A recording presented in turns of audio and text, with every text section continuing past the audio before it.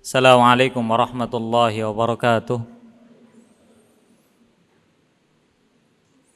Alhamdulillahi rabbil alamin. Hamdan katsiran tayyiban mubarakan fih kama yuhibbu rabbuna wa yarda. Asyhadu an la ilaha illallah wahdahu la syarika lah wa asyhadu anna Muhammadan abduhu wa rasuluhu la nabiyya wa la rasula ba'dah. Allahumma salli wa sallim wa barik wa zid wa an'im ala nabiyyika wa rasulika Muhammadin sallallahu alaihi wasallam wa ala alihi wa ashabihil kiram wa man tabi'ahum bi ihsanin ila yaumiddin. Nama ba'du, ma'asyaral muslimin rahimani wa rahimakumullah. Alhamdulillah, bersyukur pada Allah Subhanahu wa taala yang telah memberikan kenikmatan kepada kita semuanya dengan kenikmatan yang begitu banyak. Yang mana di pagi hari ini, di waktu duha, kita berkumpul kembali di rumah Allah Subhanahu wa taala, salah satu di antara tempat yang Allah Subhanahu wa taala muliakan, yaitu masjid-masjidnya. Di hari Ahad, yang mana ini merupakan hari libur, dalam kondisi yang seperti ini, mungkin sebagian besar di antara kita telah merindukan untuk hadir di majelis ilmu. Maka alhamdulillah Allah Subhanahu wa taala telah memberikan nikmat dan menakdirkan kita untuk hadir di majelis yang mulia ini. Semoga Allah Subhanahu wa taala menjadikan perjumpaan kita di pagi hari ini merupakan perjumpaan yang abadi, yang mempererat hubungan antar sama muslim di atas keimanan kepada Allah Subhanahu wa taala, dan menjadikan pertemuan kita senantiasa menjadi pahala di sisi Allah Subhanahu wa taala. Ikhwan fillah rahiman wa rahimakumullah. Sebenarnya ini pertama kali bagi ana pribadi berada di hadapan antum, yang sebenarnya kami merasa kurang layak untuk berbicara di hadapan antum semua, karena kita tahu bahwasannya tempat ini merupakan salah satu tempat yang Allah Subhanahu wa taala muliakan berupa masjid pertama. Kemudian di sekitar antum juga masih banyak sebenarnya asatidzah yang lebih a'lam, lebih banyak ilmunya, lebih faham, ya. Mungkin hitung-hitung pagi hari ini daripada waktu kosong, ya, daripada kita mengisi waktu dengan perkara yang enggak manfaat, mungkin kita sejenak duduk di majelis ilmu ini. Tujuannya adalah untuk sharing ilmu, bagi-bagi ilmu saja, ya, kita ngobrol singkat. Karena namanya jiwa manusia itu terkadang butuh refreshing, betul kan? Butuh yang namanya refreshing, dan refreshing terbaik adalah hadir di salah satu taman-taman surga Allah Subhanahu wa taala, yaitu di majelis ilmu. Sebenarnya Anda ini bisa di hari Ahad ini berkumpul dengan keluarga, bersenda gurau di rumah, berkumpul dengan anak dan istri, bermain, mengisi waktu dengan perkara-perkara yang menyenangkan. Lalu mengapa Anda hadir di majelis ilmu ini? Ya, maka marilah kita meluruskan niat kita kepada Allah Subhanahu wa taala, agar supaya Allah Subhanahu wa taala memberikan ilmu yang bermanfaat kepada kita semuanya. Allahumma anfa'na bima 'allamtana wa 'allimna ma yanfa'una warzuqna ilman wa 'amalan yanfa'una. Allah Subhanahu wa taala, ya Allah, berikanlah manfaat terhadap apa yang Kau telah ajarkan kepada kami, Kemudian ajarkanlah kami segala sesuatu yang bisa menjadi manfaat untuk kami. Kemudian anugerahkanlah ilmu dan amalan agar supaya itu menjadi manfaat untuk kami. Khonifidin rahiman rahimakumullah. Sebenarnya kita mulai kajian 9.30. Ya 9.30. Tapi ada sedikit keterlambatan. Jadi agak diundur sedikit. Yang akan kita bahas pada kajian kita pada pagi hari ini, sebenarnya materinya berat. Ya, materinya berat. Sebuah materi yang mungkin sebagian orang memandang itu ringan. Tapi bagi kami pribadi materi tersebut adalah materi yang berat. Dan jujur saja, ini merupakan salah satu materi terberat yang pernah ana rasakan ya selama bermajelis ilmu. Karena materi yang akan kita sampaikan, sebagaimana yang antum tahu, yang tersebar sudah dari panitia berupa flyernya, bahwasanya materi tersebut memiliki konsekuensi yang agung. Dan materi tersebut memiliki konsekuensi jangka panjang.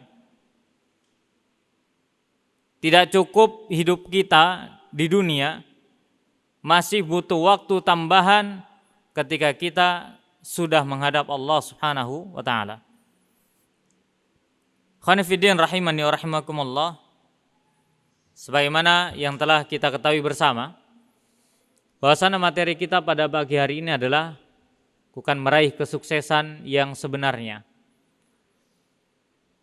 Kesuksesan apabila kalimat tersebut disebutkan merupakan suatu kalimat yang menjadi impian setiap orang.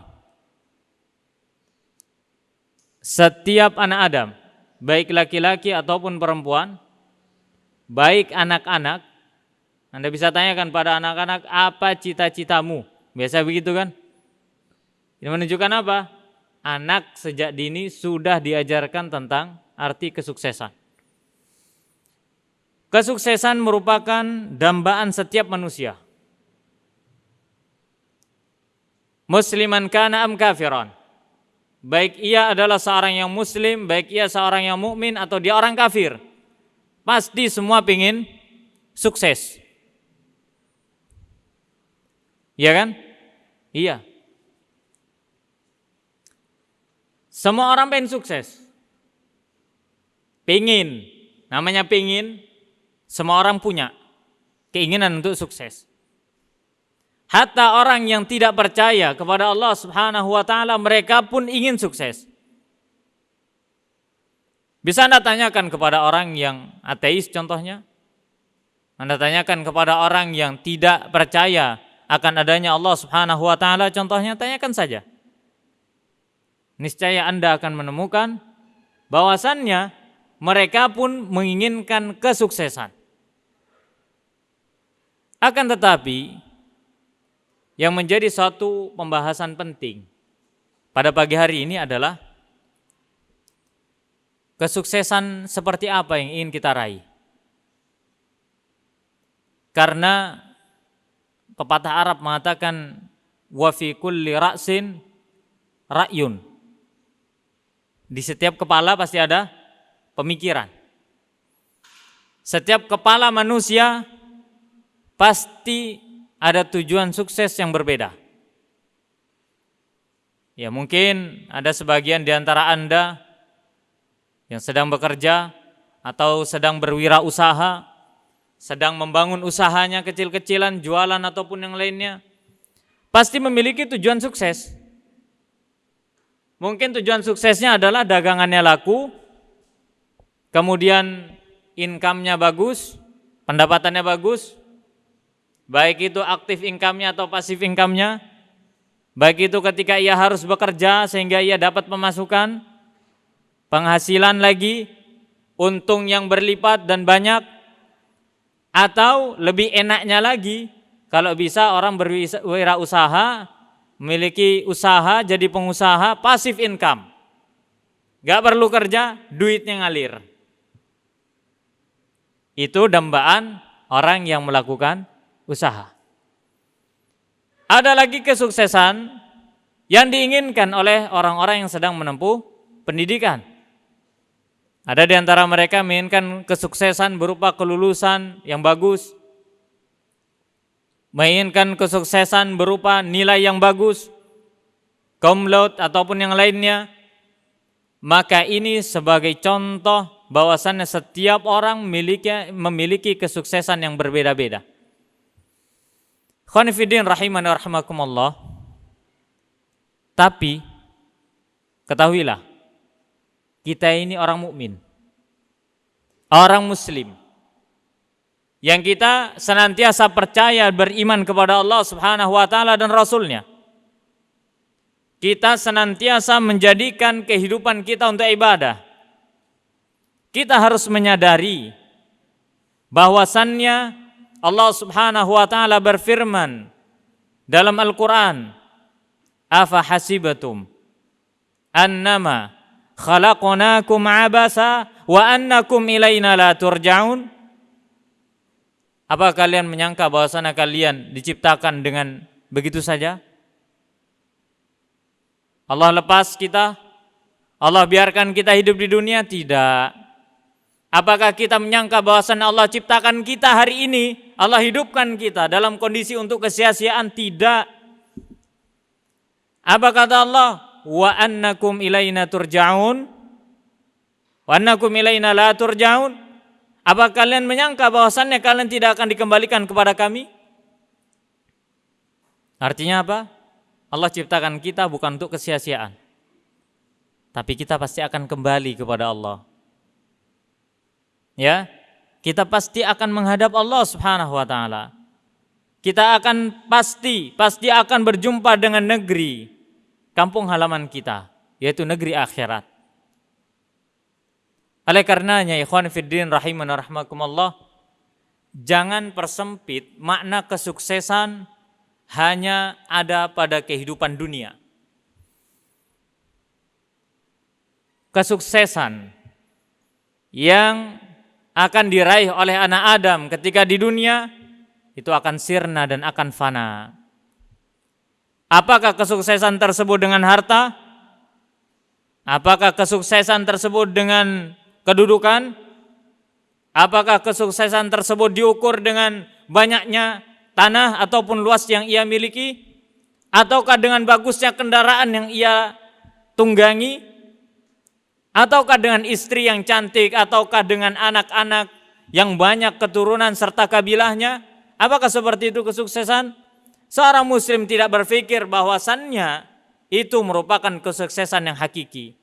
Seorang muslim pasti akan mengatakan itu adalah kesuksesan yang sifatnya sementara dan bagian kecil dari kesuksesan yang besar. Ikhwani fiddin rahimani wa rahimakumullah. Harta yang kita kumpulkan itu tidak akan pernah kita bisa bawa mati. Betul kan? Iya. Sekarang pertanyaan, Anda usah mati. Sampai berangkat dari rumah sekarang. Iya kan? Berangkat dari rumah sekarang. Anda tinggalkan harta di rumah. Sampean bawa enggak rumahnya? Tetap kan di sana? Bisa sampean bawa sekarang? Enggak bisa. Padahal Anda sama-sama hidup di dunia bersama rumah Anda. Tapi Anda tidak bisa membawa rumah Anda di sini. Sekarang pertanyaannya, apakah Anda menyesali bahwasanya Anda saat ini meninggalkan rumah Anda? Meninggalkan mungkin di rumah ada mobil, ada kendaraan, ada TV, ada kulkas, ada harta. Apakah Anda merasa khawatir untuk meninggalkan rumah? Apakah Anda merasa bahwasanya saat ini kita meninggalkan rumah dalam kondisi kita merasakan takut? Tidak. Maka begitulah hakikat kita akan mati. Akan tapi tidak ada yang bisa menjamin Anda kembali ke rumah. Enggak ada yang bisa. Angkat tangan siapa yang bisa menjamin dirinya bisa bangun dari duduk? Masih hidup? Enggak ada yang bisa menjamin. Ana dan antum semua. Tidak ada yang bisa menjamin kehidupan kita. Apakah kita akan hidup 1 menit lagi, 2 menit lagi, 5 menit lagi, setengah jam lagi, 1 jam lagi, 1 hari lagi, tidak ada yang tahu. Kenapa kita harus membahas masalah kematian? Ikhwan fiddin rahimana rahimakumullah. Kesuksesan besar butuh pengorbanan besar. Seorang yang ingin membuat sebuah usaha yang besar, dia harus butuh modal besar.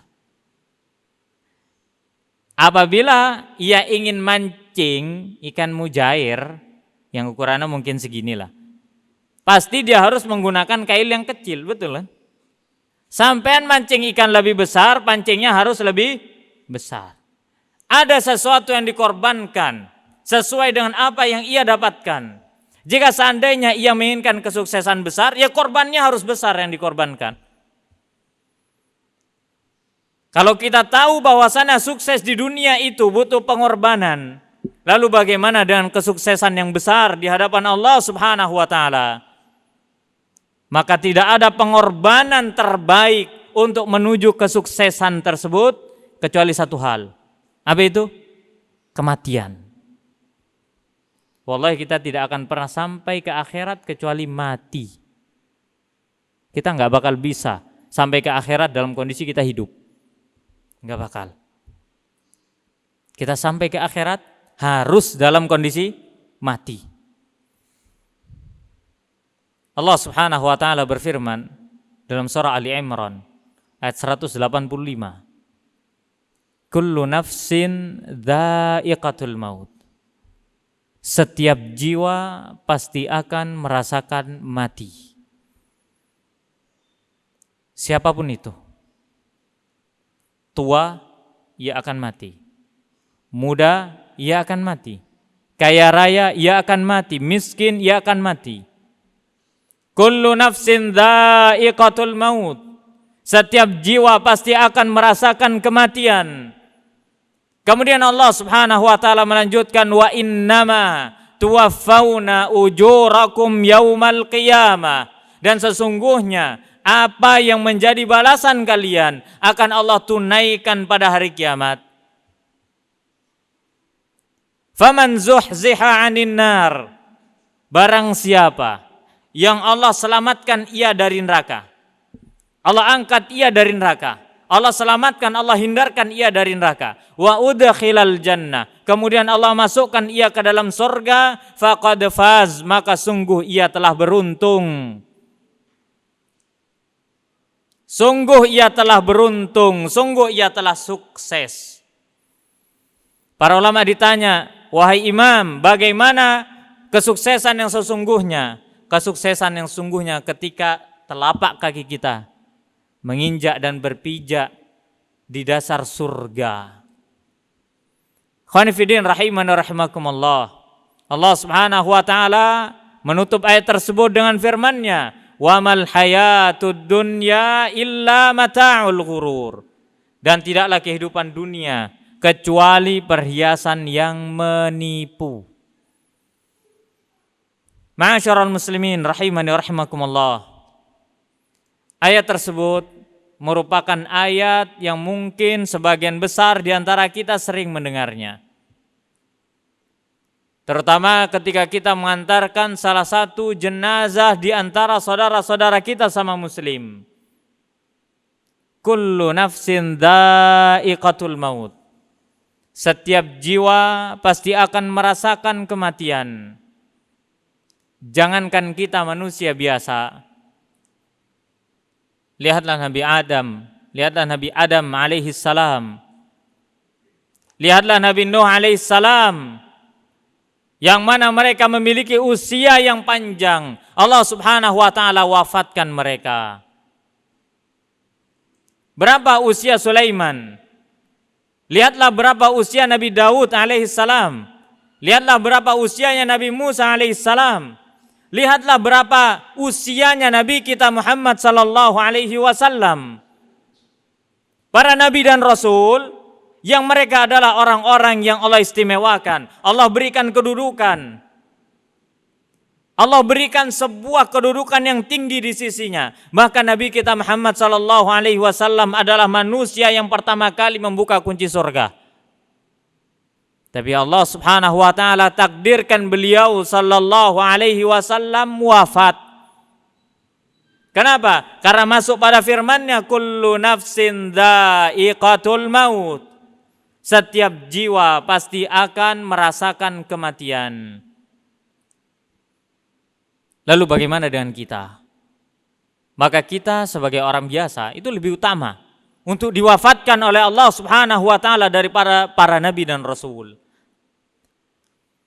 Ma'asyiral muslimin rahiman rahimakumullah.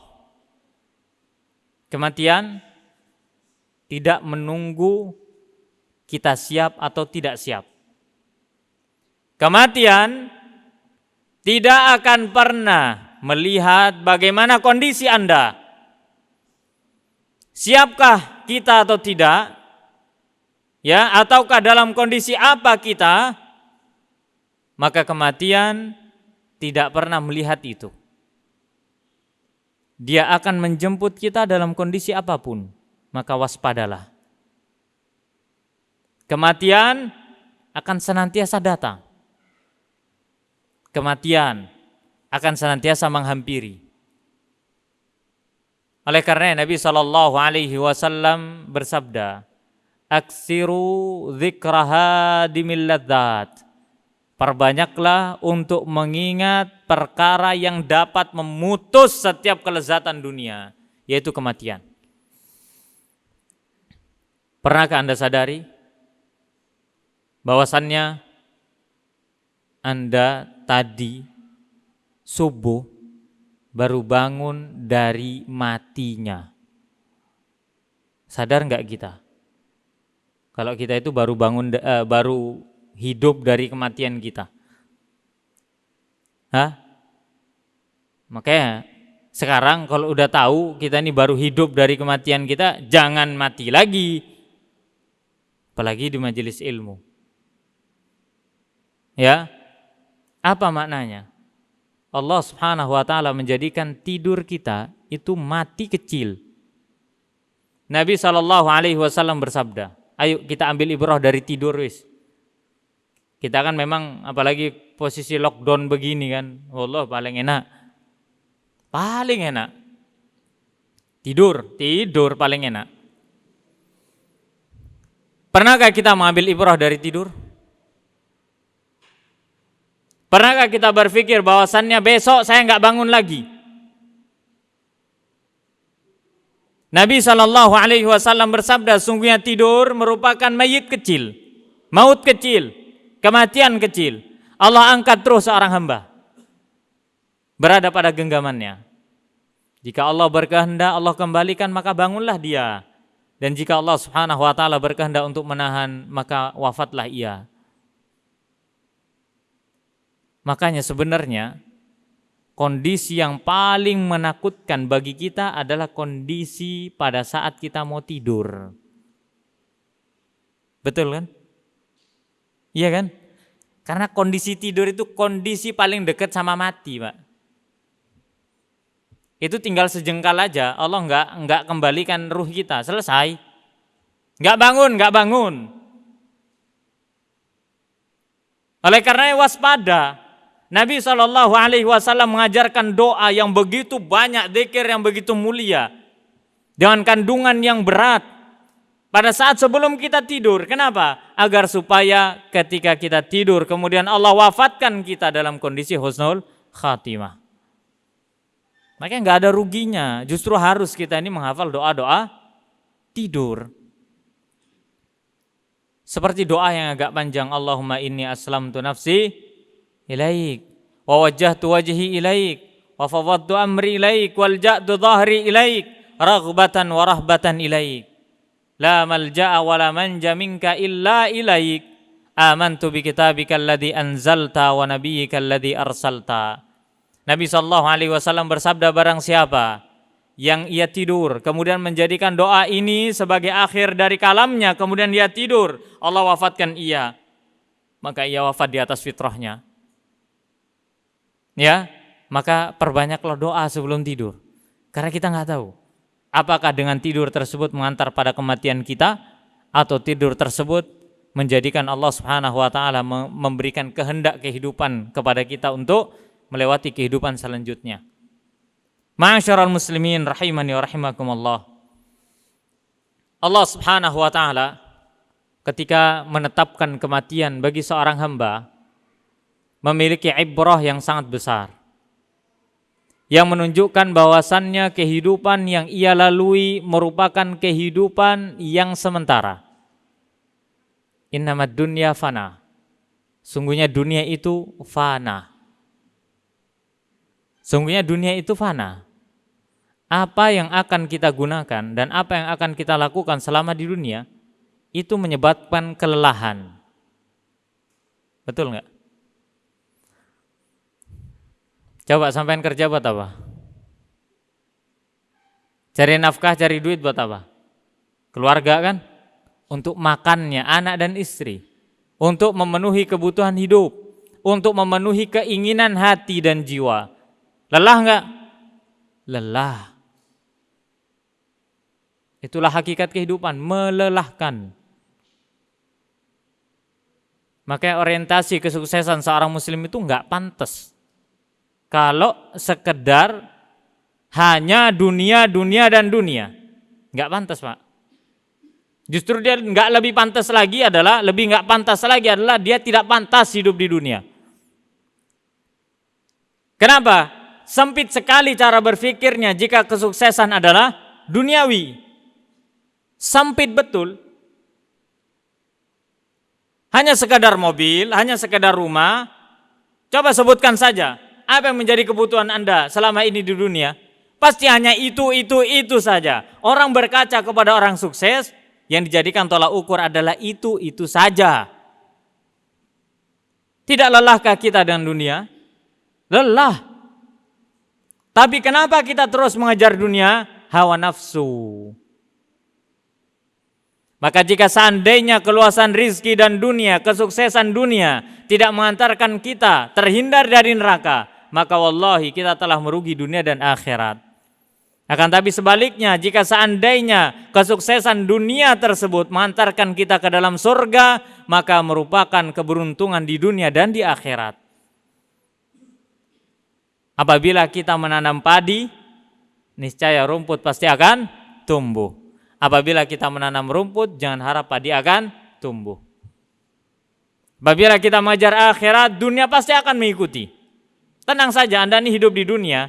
Kita sebelum lahir nih udah teken kontrak. Ngerasa nggak kalau pernah teken kontrak? Nggak ngerasa, nggak ingat Pak. Kita pun nggak ingat semua. Nabi SAW bersabda bahwasannya janin 40 hari pertama itu jadi segumpal darah, 40 hari kedua jadi segumpal daging, 40 hari pertama jadi air, 40 hari kedua jadi segumpal darah. Kemudian fase ketiga jadi segumpal daging, baru kemudian Allah tiupkan ruh, ya, melalui malaikatnya. Kemudian ditulis, ditetapkan beberapa perkara. Rizkinya, wa ajalihi, wafatnya, wa amalihi, amalannya, au syaqiyun au sa'idun, hidupnya apakah ia bahagia atau sengsara, semuanya sudah ada taken kontraknya. Jadi sebenarnya kalau Anda mau berangkat kerja, nggak usah khawatir saya dapat rezeki apa nggak usah khawatir. Kita ini nggak bakal Allah hidupkan kita di dunia kecuali sudah dijamin rezekinya. Kenapa Allah Subhanahu wa taala sampai berfirman wa ma min dabatin fil ardi illa 'alallahi rizquha? Dan tidaklah ada hewan yang melata, setiap makhluk yang ada di atas muka bumi kecuali Allah jamin rezekinya. Kenapa Allah berfirman seperti itu? Agar supaya kita faham dan kita tahu bahwasanya kehidupan dunia kita sudah dijamin. Tinggal sekarang perbagus cara mengambilnya. Fajmilu fit talab, perbaguslah cara mencari rezeki tersebut. Udah teken kontrak kita ini. Kita nggak bakal diwafatkan oleh Allah Subhanahu wa taala kecuali kita telah menghabiskan harta dunia sesuai dengan apa yang Allah tetapkan untuk kita. Kalau Allah takdirkan kita harus menghabiskan 1 miliar duit sampai pada 999.999.999 rupiah, kurang 1 rupiah, kurang 100 rupiah, maka Anda tidak akan pernah diwafatkan oleh Allah kecuali sempurna rizkinya. Sempurna rizkinya, selesai. Dah, tinggal menuju pada fase kehidupan yang selanjutnya, yaitu kematian. Jadi tidak usah khawatir sama rizki. Kalau Anda mau usaha, usaha saja. Kalau Anda mau buka bisnis, buka saja. Masalah rizki, Allah subhanahu wa ta'ala yang menanggung. Yang penting perbagus cara mencari rizkinya. Tenang saja, kita ini pasti bakal mati. Dan apa yang kita kumpulkan tidak akan pernah bisa kita bawa mati. Sekaya-kayanya orang selama ia hidup di dunia, semewah-mewahnya orang dikuburkan, ya, ketika ia telah wafat dan menjadi mayit, maka ia tidak bisa melakukan apapun dari apa yang ia bawa. Seandainya ada orang kaya, ia dikubur bersama mobilnya, bersama rumahnya, bersama hartanya, ia pun tidak akan pernah bisa memanfaatkan harta tersebut di alam kuburnya. Gak bisa, jamaah, dia ngelobi malaikat tuh gak bisa. Gak bisa. Sekalipun hartanya banyak, konglomerat, gak bisa. Dia tetap akan pada hisabnya di alam kubur dan di akhiratnya. Yang harus kita perbaiki adalah tujuan hidup kita untuk Allah subhanahu wa ta'ala dan untuk akhirat. Allah subhanahu wa ta'ala berfirman, wa man zuhziha 'anil nar wa udkhilal jannata faqad faz. Khanifidin rahimana rahimakumullah. Barang siapa yang Allah bebaskan ia dari neraka, Allah masukkan ia ke dalam surga, maka sungguh ia telah beruntung. Sungguh ia telah sukses. Setiap orang pengen masuk surga, betul nggak? Ada nggak pengen masuk surga? Fitrahnya manusia itu pengen masuk surga loh. Hatta orang-orang Nasrani, seumpama contohnya, hatta orang-orang Yahudi, hatta manusia dari agama lain pun, mereka semua menginginkan surga. Ya, kecuali orang yang tidak beriman akan adanya surga Allah Subhanahu wa ta'ala. Makanya fitrah manusia tuh pengen surga. Tidak bisa kita berucap begini, ya Allah, saya ini masuk neraka nggak kuat, mau masuk surga nggak pantas. Lo karepmu piye? Kan gitu kan, mungkin bahasa kasar. Lo maunya kita nih apa? Masuk neraka nggak mau, masuk surga nggak pantas. Nggak ada istilah emperan surga jadi marbot surga, nggak ada. Tinggal pilih, jalannya 2, mau neraka atau surga. Siapa yang bisa masuk ke dalam surga maka ia sukses. Maka siapa yang masuk ke dalam neraka maka ia akan binasa. Na'udzubillah. Dambaan setiap manusia fitrah. Maka salah apabila ada orang mengatakan setiap orang ibadah tidak boleh mengharapkan surga. Siapa yang ibadah mengharapkan surga maka ia telah syirik. Ini perkataan yang salah. Perkataan yang salah, bertentangan dengan fitrah manusia. Boleh enggak kita sholat mengharapkan surga? Boleh. Nabi dalam sholat berdoa, Allahumma inni as'alukal jannah wa na'udzubika minan nar. Sungguhnya aku minta kepadamu ya Allah surga dan aku berlindung dari azab neraka. Rasul aja minta surga. Masa ya Rasul sholatnya salah? Ya kan? Maka boleh kita minta surga kepada Allah Subhanahu wa ta'ala. Bahkan dalam riwayat yang lain Nabi sallallahu alaihi wasallam bersabda, mintalah surga kepada Allah yang paling tinggi. Yang paling tinggi minta. Dan doa kepada Allah itu gratis, nggak bayar. Jadi nggak usah malas-malas doa. Jangan bosan-bosan minta surga kepada Allah Subhanahu wa ta'ala. Kadang kita suruh doa minta surga aja males. Gitu optimisnya habis sholat, insya Allah diterima sholat ana. Suruh doa nggak mau. Suruh doa nggak mau, males. Tapi giliran habis sholat, insya Allah sholat ana ini diterima. Kepedean. Mana sholatnya kadang lupa-lupa lagi. Ya kan? Oke, rakaat nggak lupa, bacaan kadang lupa. Wallahi seandainya sholat itu di kepala kita ada layarnya, mungkin tayangannya beda-beda. Tayangannya pasti beda-beda. Kalau seandainya di kepala kita ini ada layarnya yang menggambarkan pikiran kita, insya Allah tayangannya beda-beda. Beda-beda, Pak. Ada yang konsentrasi sama bacaan imamnya, surahnya, ada yang konsentrasi dengan sholatnya, ada yang kepalanya itu ke sana, ke sini, ke sana, ada yang ke pasar, ada yang ke mall, ada yang ke rumah, ada yang ke ini. Kalau ada ibu-ibu ya, biasanya kalau ibu-ibu didandang nasinya, di rice cookernya, di dapurnya, begitu macam-macam urusan manusia. Apalagi syaitan kalau sholat, luar biasa, ingat semua. Betul kan? Iya. Kalau Anda sulit solusi, ya pasti solusi itu datang ketika sholat. Entah syaitannya itu yang membisikkan. Ya, begini, ya Allah ternyata ya gitu. Lagi sholat lagi. Ya, oleh karena itu ikhwan fillah rahiman rahimakumullah. Mempertaruhkan sesuatu untuk kesuksesan itu butuh modal besar. Kembali lagi kepada pembahasan kita. Kematian, kehidupan, dan segala sesuatu yang kita miliki harus kita korbankan untuk kesuksesan akhirat. Karena kesuksesan itu mahal. Allah Subhanahu wa taala telah digambarkan oleh Nabi sallallahu alaihi wasallam, "Wa inna sil'atallahi ghaliyah." Sesungguhnya barang dagangannya Allah Subhanahu wa taala mahal. Wa inna sil'atallahi hiyal jannah. Sungguhnya barang dagangan Allah adalah surga. Mahal. Tidak bisa kita masuk surga itu dalam kondisi di dunia leha-leha. Enggak. Ingat hakikat dunia dan hakikat akhirat. Ad-dunya sijnul mu'min wa jannatul kafir, kata Nabi. Dunia adalah penjara bagi orang mukmin dan surga bagi orang kafir. Orang mukmin mau ngapa-ngapain di dunia? Enggak boleh kan? Saya pengen merokok, tidak boleh. Ya kenapa? Karena berbahaya menurut syariat dan menurut kesehatan. Mau ngerokok nggak boleh, meminum khamar nggak boleh, menyentuh perkara haram nggak boleh, berbuat maksiat yang kita sukai nggak boleh. Jangan ngomong begini loh ya terhadap jiwa kita. Insya Allah Ustaz, jiwa anak ini nggak mau berbuat maksiat. Allah Subhanahu Wa Taala berfirman, Innan nafsa la ammaratun bisu. Sungguhnya jiwa manusia merintahkan kepada keburukan. Jiwa manusia merintahkan kepada keburukan.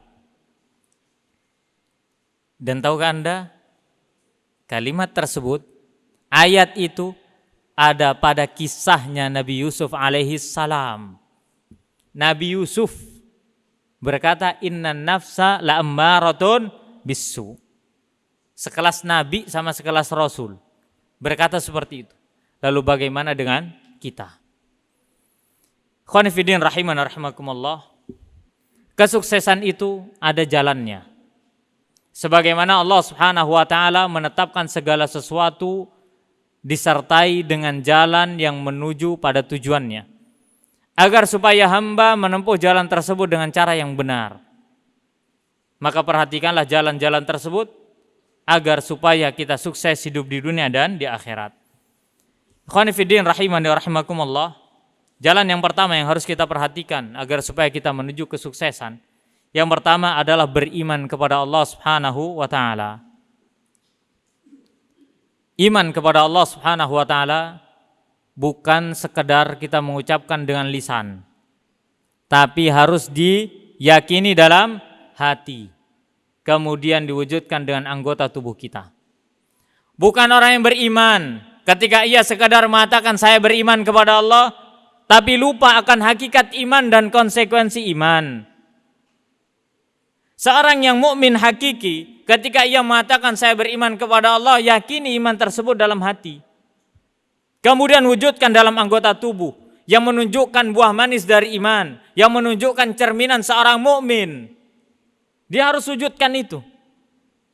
Tidak boleh sekadar meyakini dalam hati, diucapkan dengan lisan, tapi ia tidak mau ibadah kepada Allah Subhanahu wa taala. Maka beriman kepada Allah Subhanahu wa taala merupakan sebab terbesar seseorang masuk ke dalam surga Allah Subhanahu wa taala. Walladzina amanu wa 'amilus shalihat ulaika ashabul jannah hum fiha khalidun. Orang-orang yang beriman dan orang-orang yang melakukan amalan saleh, mereka adalah orang-orang yang menjadi penghuni surga dan mereka kekal abadi dalamnya. Selain beriman, dibutuhkan poin kedua, yaitu amalan saleh. Fahami kalimat ini baik-baik. Tidak semua amalan itu soleh. Paham ya? Tidak semua amalan itu disebut soleh. Tidak semua sholat, segala macam bentuk sholat disebut soleh loh. Tidak semua bentuk puasa disebut soleh. Sekarang begini. Dunia saja, kalau ingin kita mendapatkan suatu pengakuan, pasti ada SOP-nya. Betul nggak? Nih, seumpama nih, antum yang kuliah contohnya. Nggak bisa kan tiba-tiba datang ke seorang dosen, Pak, saya kasih gelar dong, S1. Kata dosennya, emang kamu kuliah di sini? Enggak, kasih dong, bisa nggak? Nggak bisa, harus apa? Ada syaratnya, ada SOP-nya, ada standar operasinya, betul nggak? Ada. Begitulah ibadah. Ibadah itu nggak bisa semua kita ajukan. Nih ibadah, nggak bisa. Amalan soleh itu nggak bisa kita ajukan. Nih amalan soleh, nggak bisa. Yang menentukan ini amalan soleh atau tidak soleh siapa? Allah Subhanahu Wa Taala dan Rasulnya. Karena ibadah itu turunnya dari Allah, syariat itu turunnya dari Allah, dan hamba fungsinya adalah menerima ibadah tersebut dan melaksanakan. Berarti standarnya siapa yang buat? Yang buat standarnya siapa? Allah dan Rasulnya, betul kan? Makanya amalan itu tidak akan pernah dikatakan sebagai amalan saleh kecuali terpenuhi dua syarat. Ini sering kita dengar, tapi terkadang sering kita lalaikan. Apa itu? Pertama, ikhlas kepada Allah Subhanahu Wa Taala dalam beramal. Ikhlas. Jadi kita ibadah bukan untuk manusia. Wa ma umiru illa liya'budullaha mukhlishina lahuddin. Tidaklah mereka diperintahkan untuk beribadah kepada Allah kecuali agar supaya mereka mengikhlaskan agama Allah Subhanahu Wa Taala. Harus ikhlas. Tidak boleh mengharapkan pandangan manusia. Tidak boleh kita ini sum'ah, riya, agar supaya dilihat oleh manusia. Dan ingat, ikhlas itu susah. Ikhlas itu bukan ngomong, insya Allah saya ikhlas. Bukan begitu. Ya, ikhlas itu tidak butuh diucapkan. Nih, saya kasih kamu, saya ikhlas kok. Justru itu enggak ikhlas. Syaitan masuk dalam kondisi keikhlasannya kepada Allah kemudian dirusak. Makanya zaman sekarang ya, perusak keikhlasan itu banyak sekali. Jangan kira, banyak sekali, macam-macam. Ya, oleh karenanya ikhlas zaman sekarang ini lebih berat daripada ikhlas zaman ulama. Bayangkan saja, ulama mengatakan sungguhnya tidak ada perkara, seperti Sufyan Tsauri mengatakan, tidak ada perkara yang lebih berat bagiku kecuali aku harus ngurus hatiku untuk ikhlas. Aku belajar ikhlas 40 tahun. Belajar ikhlas ada ulama mengatakan 20 tahun. Belajar ikhlas 20 sampai 40 tahun. Ulama le kita. Sekarang Anda mau tanya lagi. Adakah di antara kita yang sudah merasakan nikmatnya ikhlas? Sudah belum? Gimana sih nikmatnya ikhlas? Belum pernah kan? Kita semua yang ada di masjid, ana dan antum, udah adil sudah. Ya kan? Belum merasakan nikmatnya ikhlas. Bahkan para ulama mengatakan ada orang yang sampai wafat pun belum merasakan nikmatnya ikhlas. Ya. Dan para ulama sulit dalam memberikan pengertian ikhlas. Sulit. Ikhlas itu ada sebagian ulama mengatakan kau beribadah kepada Allah tidak mengharapkan pandangan manusia dan tidak mengharapkan apapun dari dunia. Engkau beribadah kepada Allah Subhanahu Wa Taala ya tidak menyekutukannya, hanya untuk Allah semata, itu ikhlas. Berbagai macam pengertian ulama tentang ikhlas. Jadi ibadah itu bakal Allah terima kalau kita ikhlas pertama. Ya, sudah ikhlas nih ibadah nih. Bagus sudah. Syarat kedua, perhatiin syarat kedua. Apa itu? Mutaba'atur Rasul.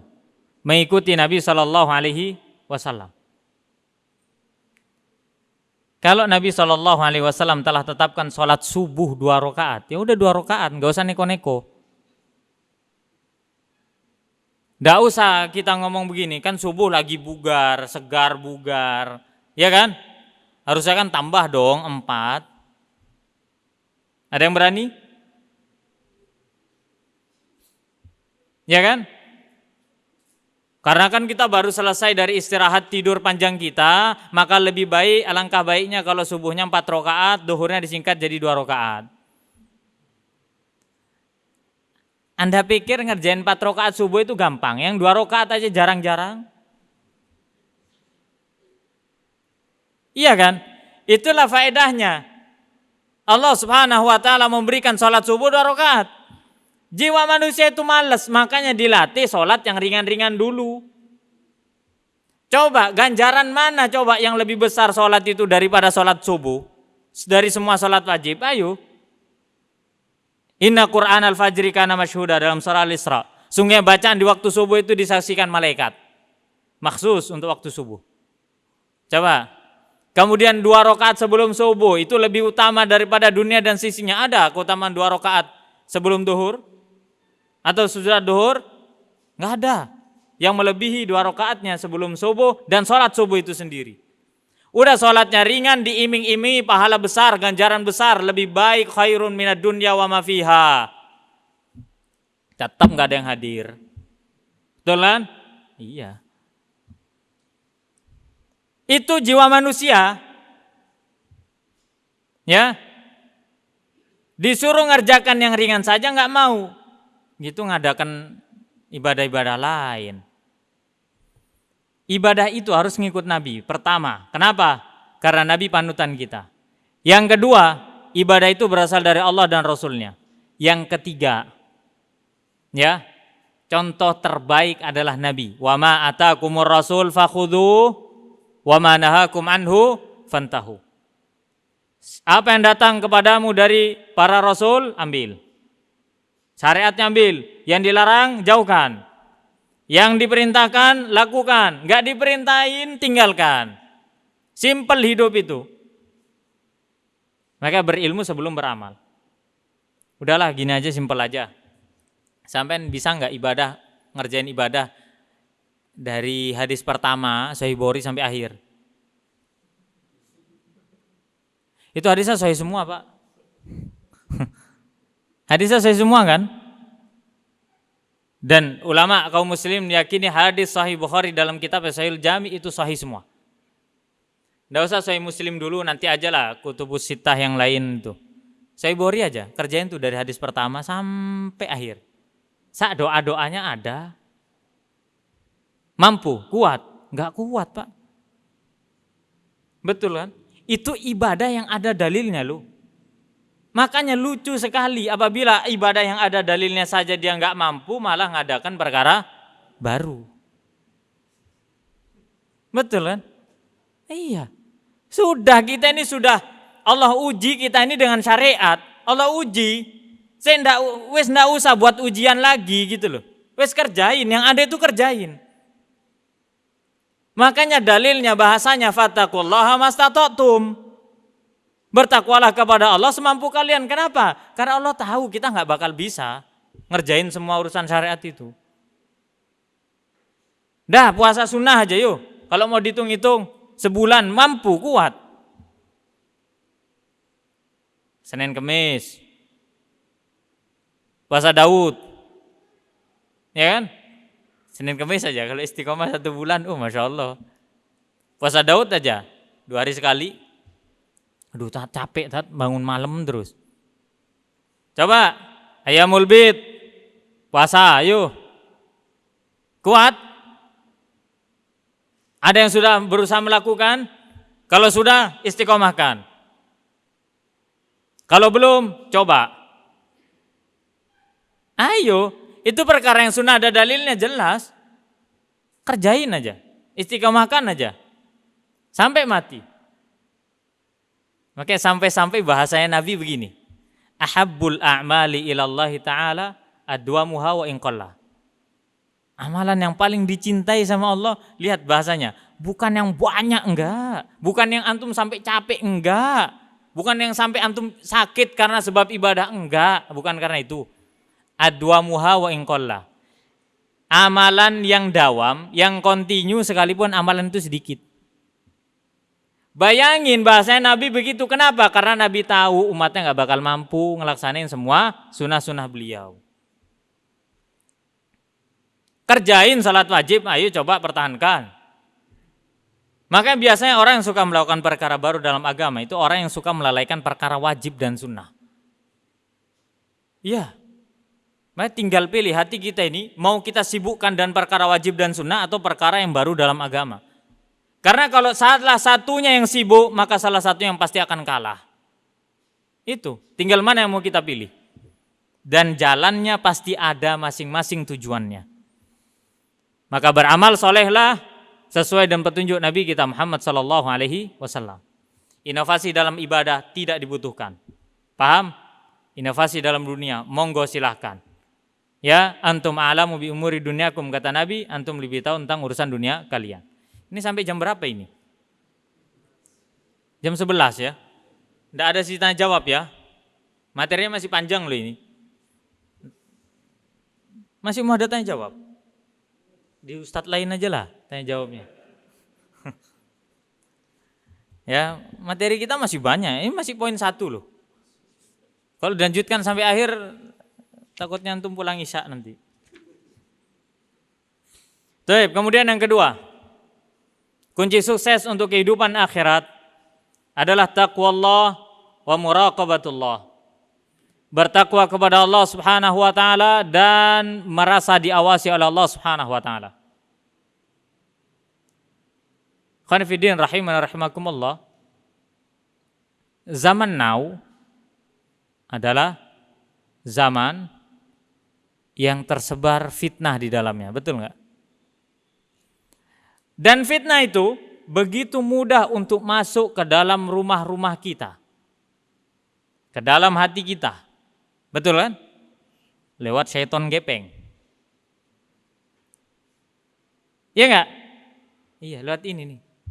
Ini bisa jadi syaiton gepeng ini memang, ya HP. Makanya zaman sekarang itu takwa itu dibutuhkan. Oleh kita tidak akan pernah bisa merasakan nikmatnya hidup di dunia, apalagi hidup di akhirat, kecuali harus bertakwa kepada Allah. Apa sih takwa itu? Anta ja'ala bainaka wa baina ma'siyatillahi wiqayah. Kau jadikan antara dirimu dan antara maksiat kepada Allah, jadikan dinding pemisah. Itu namanya takwa. Anas bin Malik, Abu Hurairah dan para sahabat ditanya, apa sih pengertian takwa? Mereka menjawab, ketika engkau melewati satu jalan yang berduri, engkau berhati-hati untuk melangkah agar supaya tidak tertimpa duri tersebut, maka itulah takwa. Takwa yang diiringi muraqabatullah, merasa diawasi oleh Allah Subhanahu wa taala, terutama saat kita sendirian. Betul kan? Kembali lagi pada ayat innan nafsa la'ammaratun bisu. Jiwa yang mengajak pada keburukan, terutama saat sendirian. Saat dimana kita merasa tidak ada manusia yang melihat kita. Saat dimana kita tidak merasa bahwasannya ada Allah yang melihat kita. Saat itulah tingkat muraqabatullah kita harus dipupuk. Kenapa? Karena itulah kunci sukses kehidupan seseorang. Ikhwan fiddin rahimani wa rahimakumullah. Allah Subhanahu wa taala telah sebutkan sifat-sifat walinya. Ala inna awliya Allahi la khaufun alaihim wa lahum yahzanun. Ketahuilah bahwasannya wali-wali Allah adalah orang-orang yang tidak memiliki rasa takut atas musuh-musuh Allah. Wa lahum yahzanun, dan mereka tidak bersedih. Alladzina amanu wa kanu yattaqun. Wali Allah itu ciri-cirinya yaitu mereka yang beriman kepada Allah dan mereka yang bertakwa. Al-Imam Ibn Taimiyah rahimahullah ta'ala mengatakan, man kana taqiyan kana lillahi waliyan. Barang siapa yang ia menjadi orang yang bertakwa, maka itulah hakikat kewaliannya. Zaman sekarang butuh takwa. Zaman sekarang butuh muraqabatullah. Rasa takut kepada Allah Subhanahu wa taala dalam kondisi sendirian harus kita tingkatkan. Innal ladzina yakhshawna rabbahum bil ghaibi lahum maghfiratun wa ajrun kabir. Sungguhnya orang-orang yang mereka memiliki rasa takut terhadap Rabb mereka bil ghaib, tatkala mereka sendirian. Apa balasannya? Lahum maghfiratun wa ajrun kabir. Mereka dapat ampunan dan mereka mendapatkan pahala yang besar. Oleh karenanya, ikhwan fillah rahimana rahimakumullah, perhatikanlah takwa kita kepada Allah Subhanahu wa taala. Fitnah dunia itu berat. Fitnah dunia itu melalaikan. Ya, terutama fitnah tontonan yang terkadang jadi tuntunan. Kalau kita nggak bisa bertakwa kepada Allah Subhanahu wa taala, kita akan ikut arus lewat HP ini. Makanya kehidupan itu di zaman sekarang begitu ibarat berbahaya. Kalau kita tidak bisa memanage diri kita, hati kita, ya, ketika kita menggunakan ini. Apalagi kita melihat ya, bagaimana orang tua yang tidak bertakwa kepada Allah Subhanahu wa taala contohnya. Ia membiarkan anaknya itu menghabiskan waktunya untuk apa? Tontonan-tontonan. Ya, yang menghasilkan dosa, menghabiskan waktunya untuk apa? Apa Pak? Game. Betul kan? Hampir semua kalangan suka game. Mohon maaf, sampai yang tua pun suka game. Apalagi yang muda, apalagi yang anak-anak. Apalagi orang tua yang cinta buta kepada anak. Udah, anak dikasih HP, udahlah nak, kau daripada ngomel-ngomel ke bapak ibumu, mainlah game. Giliran anak nggak bisa diomelin, marah orang tua. Kan sukses sudah orang tua didiknya. Datang suatu ketika, orang tua, itu pada saat anak masih ngajar TPA itu. Orang tua ngomong gini, Ustaz, gimana anak saya ini suka game? Anak tanya, yang dulu beli HP siapa? Ya kan? Bapaknya. Yang ngebolehin main game siapa? Bapaknya. Yang domelin siapa? Ustadznya. Ya kan? Ini musibah kita. Maka sebagai orang tua kita harus mereaksi diri kita, ya. Kemudian kita harus memperbaiki pendidikan anak-anak kita. Bertakwa kepada Allah Subhanahu wa taala dan senantiasa menanamkan muraqabatullah kepada anak-anak kita. Kemudian yang ketiga, kita singkat saja. Karena waktunya sampai jam 11 ya. Baik. Yang ketiga adalah ta'atullah wa rasul. Mentaati Allah Subhanahu wa taala dan rasulnya. Jadi taat kepada rasul itu memang berat. Tapi wajib.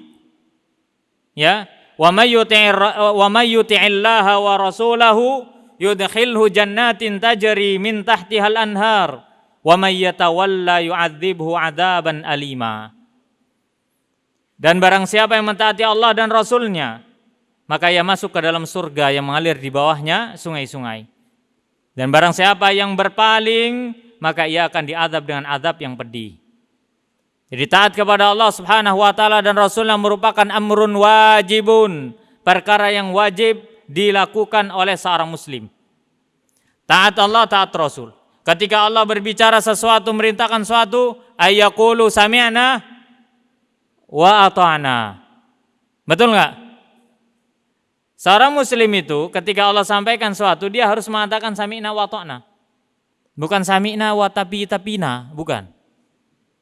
Ayo sampean begini, ya tapi nanti dulu ya. Bukan begitu. Tapi terkadang kita ini menjumpai ada pada diri kita sifat-sifat naudzubillah. Sifat-sifat apa? Yahudi. Oh, masa iya Ustaz? Coba. Ketika Allah perintahkan suatu, bukannya malah dikerjain, malah bermaksiat, betul kan? Cuman kita nggak ngomong sami'na wa asoina seperti orang Yahudi. Kita ini dengar tapi mohon maaf, sorry aja kita harus maksiat dulu. Nggak begitu kita. Cuman kerjaannya memang begitu prakteknya. Naudzubillah. Makanya kita ini sebagai seorang muslim tidak boleh mencontoh mereka. Ketika Allah katakan suatu dan Rasulnya sami'na wa ta'na. Tidak ada contoh terbaik kecuali Rasul dan tidak ada contoh ketaatan terbaik kecuali para sahabat. Betul nggak? Oh, sahabat itu kalau disuruh begini nggak banyak tanya. Kalau kita tanyanya itu loh luar biasa. Giliran kata Nabi, sahabat begini lakukan ini, sahabat kerjain. Nggak nanya, ya Rasul sunnah apa wajib ini? Kalau kita gimana? Sudah dikatakan apa? Dikasih tahu, Ustadz Afwan ini sunnah apa wajib ya? Karena dalam kaedah kita, entah pemahaman hukumnya terbalik atau gimana, kaedah masyarakat kita ya, dengar kalimat sunnah sama makruh itu kebalik Pak. Sunnah boleh ditinggalkan, makruh boleh dikerjakan, itu susahnya. Oh mek sunnah kok gak apa-apa. Gak apa-apa ditinggalkan begitu. Iya enggak? Iya, kadang kita meremehkan seperti itu. Giliran makruh gimana? Oh, mek makruh kok gak apa-apa, makruh. Susah kita kalau cara berpikir seperti itu. Padahal Imam Syafi'i berkata, janganlah kau dekati perkara makruh, karena perkara makruh itu mendekati perkara yang haram. Ayo sekarang, kalau kita taat sama Nabi, taat kepada Rasul, lakukan apa yang diperintahkan oleh Allah dan Rasulnya. Kemudian perkara selanjutnya yang mendukung kesuksesan kita kepada Allah Subhanahu wa taala yaitu banyak bertaubat. Taubat kepada Allah Subhanahu wa taala harus dilakukan di setiap waktu dan di setiap tempat. Dan Anas bin Malik radhiyallahu anhu mengatakan sungguh Nabi sallallahu alaihi wasallam membaca astaghfirullah wa atubu ilaihi mi'atu marrah. Fil yaumi mi'atu marrah. Nabi sallallahu alaihi wasallam membaca astaghfirullah wa atubu ilaihi sehari 100 kali. Nabi loh yang jelas-jelas dosanya pasti diampuni. Baca istighfar, minta ampunan kepada Allah, bertaubat 100 kali per hari. Subhanallah, dengan diri kita. Kita dikit-dikit maksiat. Allah kasih sehat dipakai buat maksiat. Allah kasih kenyang habis makan dibuatnya maksiat. Allah kasih sehat pandangan mata kita dibuatnya maksiat. Allah kasih telinga untuk kita dibuatnya maksiat. Allah kasih tangan, kaki, semua anggota tubuh lengkap sehat walafiat dibuatnya maksiat. Iya apa ya? Iya. Makanya lebih layak lagi, lebih pantas lagi kita ini meminta ampunan kepada Allah Subhanahu wa taala. Karena kita ini memang hamba yang rentan untuk berbuat maksiat. Kadang ada orang lucu ketika diingatkan. Karena sebab tahu dalil. Mentang-mentang sudah ngaji, hafal dalil tapi penerapannya salah sama. Ketika diingatkan, ini kan maksiat ahi. Apa yang ia katakan? Iya fan kulubani Adam khoto. Setiap anak Adam itu bersalah. Enak betul dia baca begitu. Hadis jangan dipotong, lanjutin. Wa khairul khata'ina tawabun. Enak hadis dibak sepotong-sepotong tuh enak memang. Semau hawa nafsu kita. Padahal hadisnya wa khairul khata'ina tawabun, sebaik-baik orang yang berbuat salah adalah orang yang bertaubat. Saat kalau saya berbuat salah kemudian taubat, kemudian salah lagi, ya udah taubat lagi. Salah lagi, taubat lagi, salah lagi, taubat lagi. Karena kesalahan itu terkadang tidak disengaja, terkadang disengaja. Intinya ada pada akhirnya yaitu taubat. Tapi jangan ada niatan tobat-tobat sambel. Ya, tobatlah nanti kalau ada kesempatan lagi lah. Di kesempatan yang lain insya Allah. Insya Allah lagi ini. Ya, maka itu disebut dengan tobat-tobat sambel. Maka taubatlah fatubu ilallahi jami'an ayyuhal mu'minun la'allakum tuflihun. Maka bertaubatlah kalian semua kepada Allah, hai orang-orang mukmin, kata Allah, agar supaya kalian menjadi orang-orang yang sukses. Kemudian, amalan yang dapat membantu kita sukses di dunia dan di akhirat, yaitu talabul ilmi. Hadir majelis ilmu. Wah, ini pembahasan asik nih Pak. Kalau kita bahas majelis ilmu itu asik memang. Kenapa? Karena Nabi SAW menjelaskan dan bersabda, man salaka tariqan yaltamisu fihi ilman sahalallahu lahu bihi tariqan ilal jannah. Ini hadis sering didengar enggak? Benar enggak? Tapi diperhatiin enggak? Hadis sering didengar kan? Tapi diperhatiin enggak tuh hadis?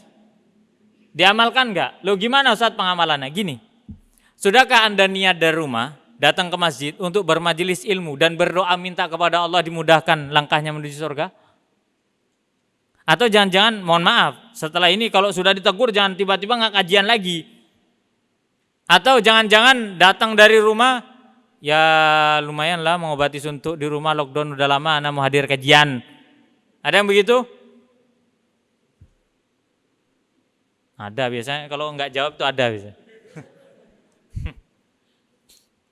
Malu mau jawab, maka disembunyikan saja. Memang begitu terkadang kita. Padahal kita ini kalau kita melangkahkan kaki kita berkendara dari rumah, ya kemudian salaka tariqan menempuh satu jalan untuk belajar ilmu. Kenapa kita nggak sekalian minta kepada Allah, ya Allah jadikan ini sebagai kemudahan, sebab kemudahan untuk masuk ke dalam surgamu. Ah nyesel kan? Kenapa tadi nggak doa kan? Udah nggak apa-apa nanti pulangnya aja. Ya, nggak apa-apa. Sekarang pertanyaan, boleh nggak nyebut kebaikan kepada Allah dari amalan kita? Boleh, monggo. Ya Allah saya tadi ya menuntut ilmu ya Allah. Dan hamba berusaha ikhlas ya Allah, berusaha ikhlas. Dan hamba berusaha menahan rasa kantuk yang sangat hebat ini ya Allah. Hamba berusaha ya Allah. Maka tetapkanlah pahala untuk hamba dan mudahkanlah hamba untuk menuju surga. Doa sama Allah Subhanahu wa taala, minta. Allah itu paling suka apabila hambanya itu ngalem kepada Allah.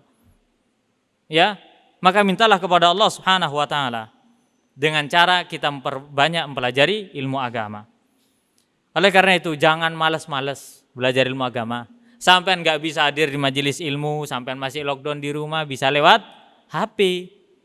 Tapi lewat HP wallahi nggak khusyuk. Betul kan? Nggak khusyuk. Live streaming. Kok suntuk ya, begitu. Akhirnya ditinggal pertengahan, nggak sampai akhir nontonnya. Akhirnya madrasahnya YouTubia. Madrasahnya dari YouTube, paling seneng kajian sepotong. Betul nggak? Kalau kajian live streaming via ini, insya Allah bisa di persentase orang yang istiqomah dari awal sampai akhir tuh wallahu a'lam berapa persen. Insya Allah nggak sampai 2% dari jumlah penonton. Tanyain aja tuh sama panitia. Karena kita juga panitia di balik layar. Ya kan? Jadi kita tahu, oh ternyata begini. Bahkan ada orang minta, Ustaz, ayo buat video pendek. Tapi jangan lama-lama Ustaz ya, semenit 2 menit. Dapat apa orang video pendek semenit 2 menit? Innalhamdalillah pembukaan khutbah Jumat 3 menit. Semenit 2 menit itu dapat apa? Apalagi cuman potongan-potongan. Ya manfaat, iya manfaat. Tapi kalau ngaji kita seperti itu terus, antum tahu kayak rantai ya. Ilmu itu seperti rantai loh. Jadi harus sambung. Di sini ada kajian kitab nggak? Ada kajian kitab nggak? Biasanya sebelum corona ada. Ikut nggak antum? Hadir terus nggak? Dipegang nggak kitabnya? Punya nggak? Dicatat nggak? Mohon maaf Pak, kadang kita ngaji thalabul ilmi ini modal kuping. Betul nggak? Iya. Ada gini ya. Iya begitu ya. Dicatat enggak? Ntar nyampe rumah lupa. Tapi kalau suruh jawab pertanyaan, wallahi lebih ganas daripada ustadznya. Kalau menurut ana nih wajib. Giliran suruh belajar hadis majelis ilmu, enggak dicatat. Giliran ditanya, kalau suruh jawab cepat. Nah ini namanya ya penuntut ilmu yang tidak sejati. Seorang menuntut ilmu sejati, dia harus meluruskan niatnya kepada Allah, ikhlas, kemudian mencatat apa yang ia dengarkan. Apalagi ilmu itu seperti rantai, Pak. Maka kita menetapkan di suatu pengajian itu, sebelum pengajian ada murojaah dulu. Materi yang lalu di murojaah lagi, materi yang lalu murojaah lagi, materi yang lalu. Kenapa? Seperti ilmu. Ilmu itu seperti rantai. Kadang kan ketemuan seminggu sekali. Pembahasan suatu kitab, contoh usul salasah contohnya ya. Kitab Tauhid. Kan minggu berikutnya terus begitu kan. Nggak tiap hari kan kita megang kitab Tauhid. Nah otomatis selama 1 minggu itu otomatis rantai udah kendor Pak, kena panas. Maka harus dirapetin lagi, disambung lagi, tambah lagi, rapetin lagi, tambah lagi, begitu terus. Kalau kita nggak hadir, sekarang hadir, menuntut ilmunya ibarat puasa Daud. Sekarang hadir, besok nggak hadir, sekarang besok nggak hadir, begitu. Gimana coba mau nyambung rantainya? Ketinggalan ya sudah ketinggalan. Oleh karena itu bersyukurlah kepada Allah ketika kita dimudahkan untuk hadir di majelis ilmu. Baik. Ini 10.52 ini. Terus ya. Tapi udah ya habis itu ya. Ntar ada sesi tanya jawab enggak ini? Udahlah enggak usah lah ya. Nah, kita tambah materi saja. Baik. Karena begini, Ustadz kenapa enggak sesi tanya jawab? Ada banyak Ustadz yang lebih a'lam. Yang bisa antum bertanya kepada beliau-beliau semua. Ya kan? Agar supaya apa? Lebih mantap dapat jawabannya. Kalau nanti jawabannya setengah mateng sih ditutup wallahu alam bisawab, bingung sampai pulang ke rumah. Baik.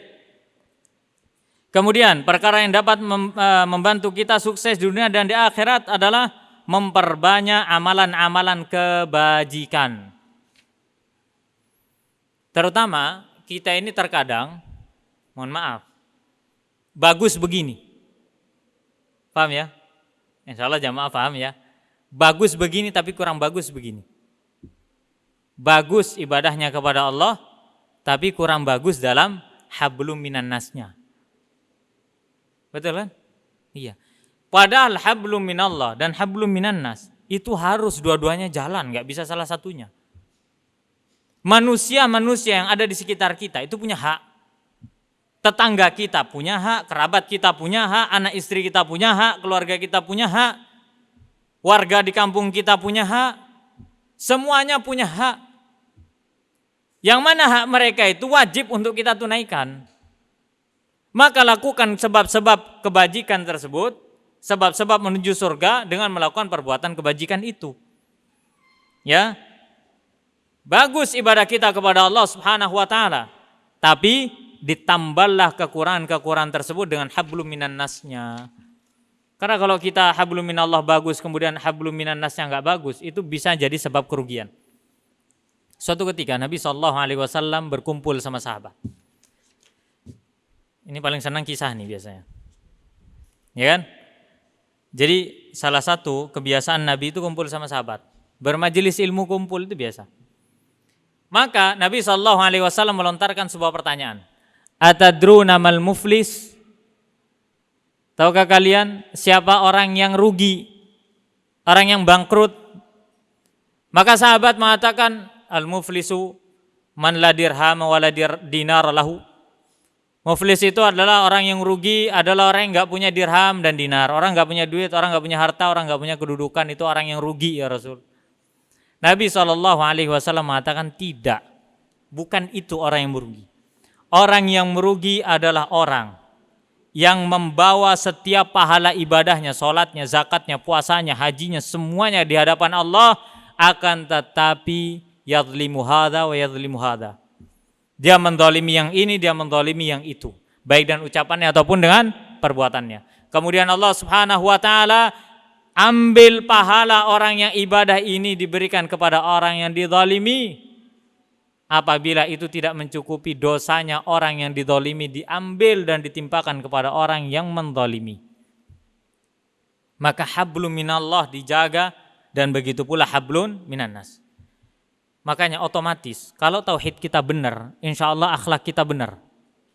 Tapi kalau tauhid kita rusak, maka akhlak kita akan rusak. ibadah kita kepada Allah benar, seharusnya akhlak kita benar. Sama seperti semakin kita mengenal kajian, itu harusnya semakin bagus. Bukan semakin memandang orang itu dipandang remeh. Ya, kadang kita ini terlalu keras begitu. Harusnya kita semakin mengenal sunnah. Kenapa enggak ucapkan salam kepada tetangga kita sama muslim? Nabi SAW bersabda, afsyus salam ala man arafta wa man lam ta'rif. Sebarkan salam kepada orang yang kau kenal dan orang yang kau tidak kenal. Salam, selama dia seorang muslim, apa beratnya?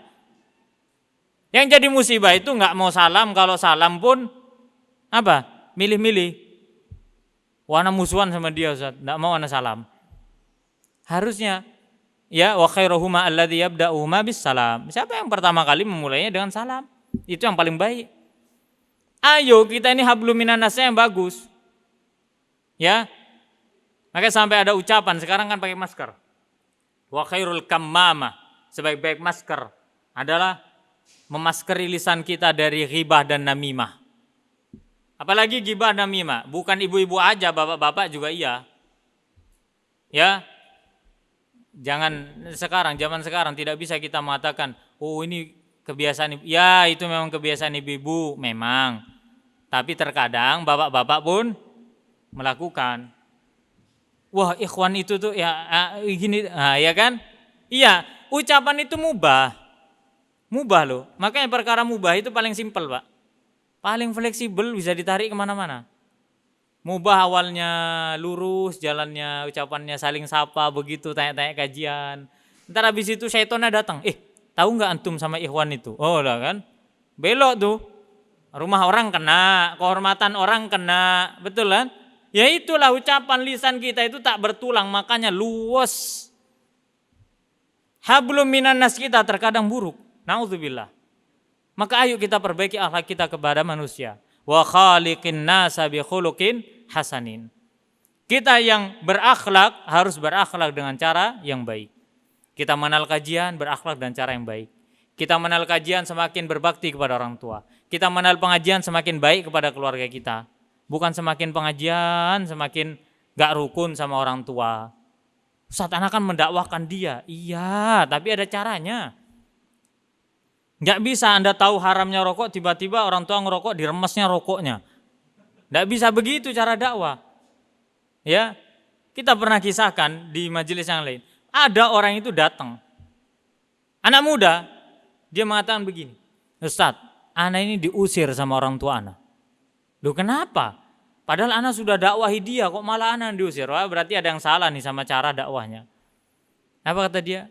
Saya ini dakwahi orang tua saya dan berikan edukasi bahwasannya isbal itu nggak boleh dalam Islam. Paham ya? Isbal ya, atau isbal ya? Melebihkan kain di bawah mata kaki itu nggak boleh dalam Islam.